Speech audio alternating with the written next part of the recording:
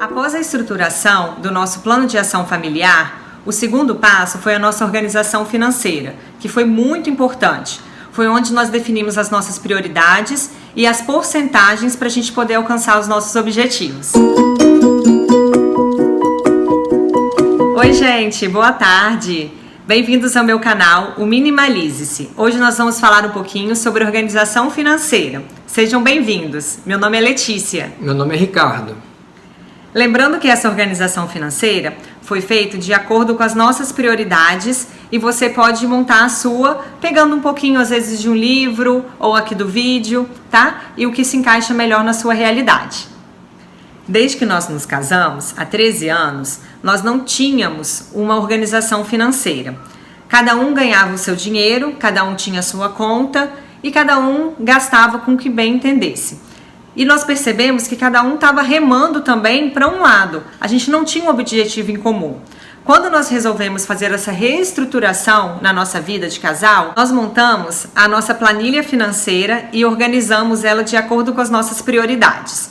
A primeira coisa foi fazer uma faxina financeira na nossa casa. Um dos itens por onde a gente começou foi nessa questão das várias assinaturas que a gente tem hoje em dia. Tem assinatura para vários streamings, você tem várias contas de banco, você paga várias taxas de manutenção, taxa alta de cartão de crédito, muitas vezes que você não se beneficia daquelas vantagens que o cartão te dá. Então a gente foi enxugando isso, fomos tirando assinaturas, valores pequenos, R$10 aqui, 20 ali, a gente conseguiu renegociar a taxa do cartão, encerramos algumas contas e uma coisa que ajudou muito foi fazer uma conta conjunta para nós dois, né? Porque tinha, às vezes a Letícia gastava uma coisa, eu não sabia, eu gastava uma coisa, ela não sabia, e quando a gente organiza isso numa conta só, é muito mais fácil você gerir isso que entra e o que sai. Então nós ficamos com uma conta no banco, uma conta conjunta, onde os dois têm acesso, um confia no outro. Eu falo que essa parte da confiança e da transparência, ela é muito importante. Eu confesso que no início da nossa relação, eu sempre fui mais consumista, mais descontrolada em relação ao dinheiro, então eu gastava mais. Muitas vezes comprava as coisas sem Ricardo saber. E quando a gente não tem esse controle financeiro, a gente não consegue colocar na planilha e não sabe a quantidade que você pode gastar, você simplesmente coloca no cartão de crédito, você gasta e aí depois você se vira para pagar, aí vem conta de cartão de crédito altíssima e você não sabe nem como pagar isso. Outro ponto também importante foi parar de comprar crédito, né? Não faz muito sentido se você tem uma conta que vai acontecer todo mês, por exemplo, supermercado, você ficar dividindo porque no mês que vem vai ter que dividir de novo, né? Então a gente começou a comprar tudo que a gente podia no débito ou no dinheiro. Se você tem o dinheiro, você compra, se não tem, não. A não ser que seja uma emergência ou uma coisa que não tenha como você comprar no débito, como uma passagem aérea, por exemplo. Então a gente manteve o cartão de crédito para isso. E hoje o nosso cartão de crédito, a finalidade dele é única e exclusivamente para isso. Porque você tem mais controle, né, do que você está gastando. E tem uma coisa também que na hora que você paga no débito em dinheiro, você sente uma dorzinha ali de estar pagando aquilo, coisa que no crédito você não sente muito e vai virando uma bola de neve. Então hoje a gente gasta aí, a nossa fatura do cartão vem 5 a 10% do que vinha há 2 anos atrás. E aí a gente conseguiu organizar isso, e o legal também é aquelas perguntinhas que eu até fiz um post, né? Que eu falei que a gente até ensinou para as crianças e a gente acaba se fazendo também. Eu posso? Muitas vezes eu posso, muitas vezes eu quero, muitas vezes até eu preciso, né? Mas assim, se a gente não responde todas aquelas perguntinhas, às vezes não é para mim, não é para eu comprar naquela hora.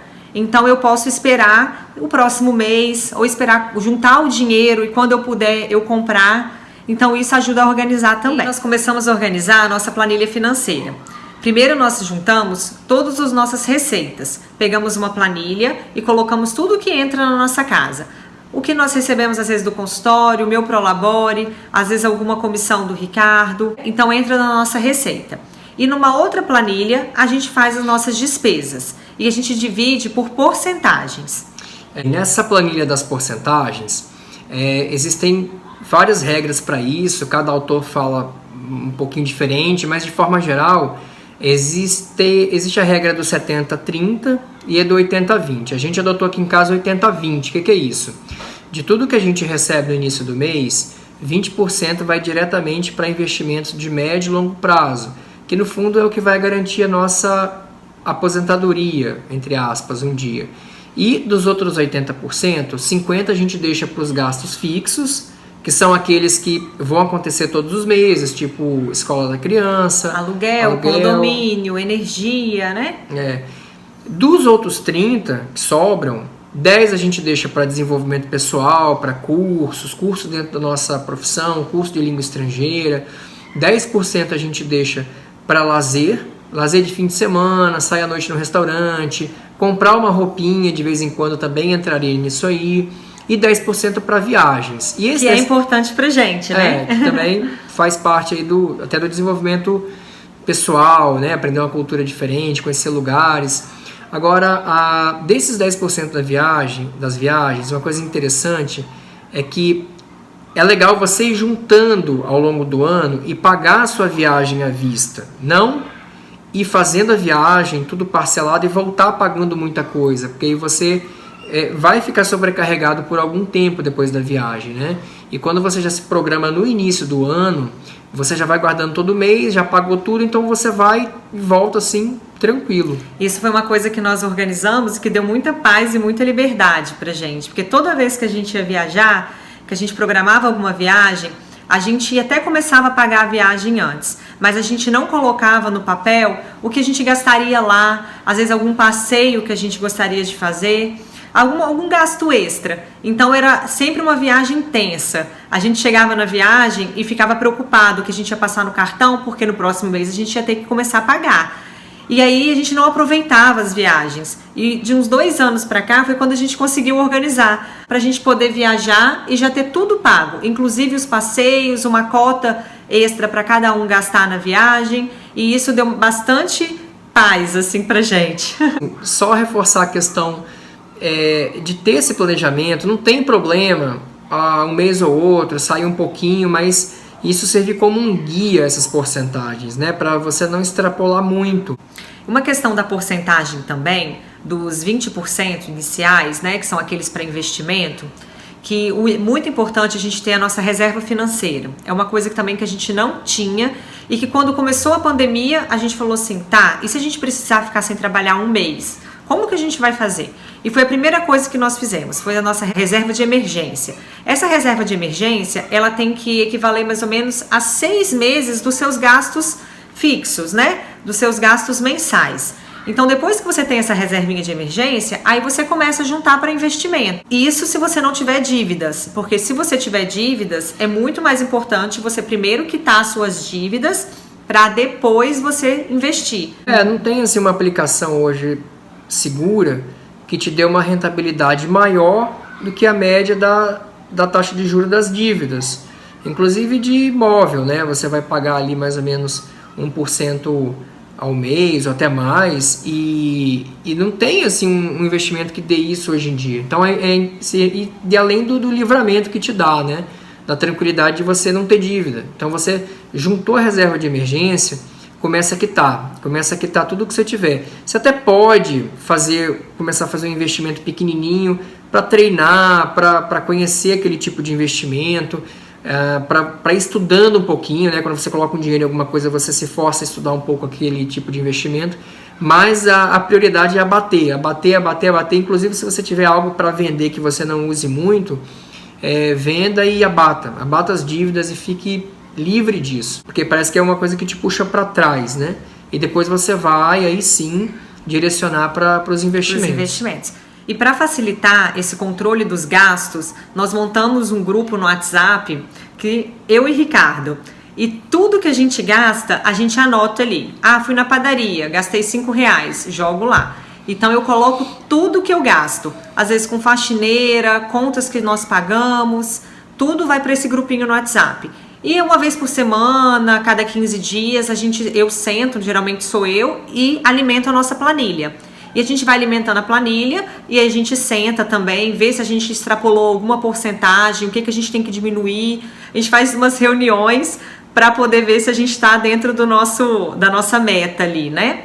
E tem dado super certo, então fica uma dica para vocês também. Existem até aplicativos, né, que você paga uma assinatura mensal e hoje ele faz isso para você, até sincroniza com a planilha do computador, só que isso te traz também mais um custo, né, e a gente preferiu fazer mais ali artesanal, Até para enxugar os custos, né? Enxugar e ter uma ciência ali do que está acontecendo, né?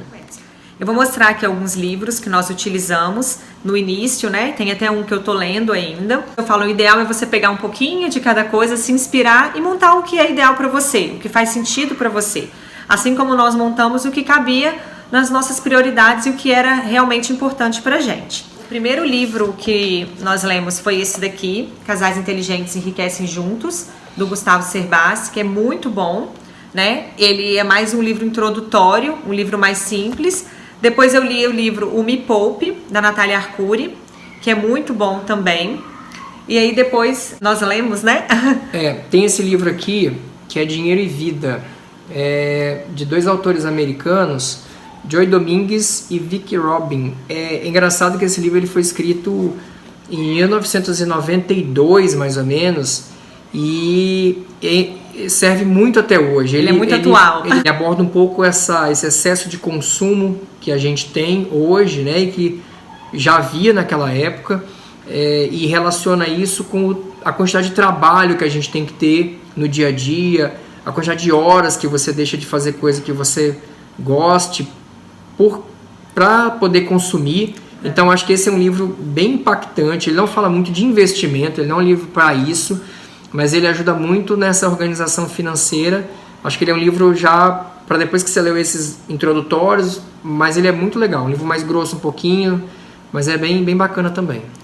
E no final do vídeo também eu vou deixar essa questão das nossas porcentagens para vocês às vezes se inspirarem um pouquinho e montarem as de vocês, tá? Eu desejo muita sorte, que vocês consigam organizar a vida financeira de vocês, para vocês terem muita paz e terem mais liberdade.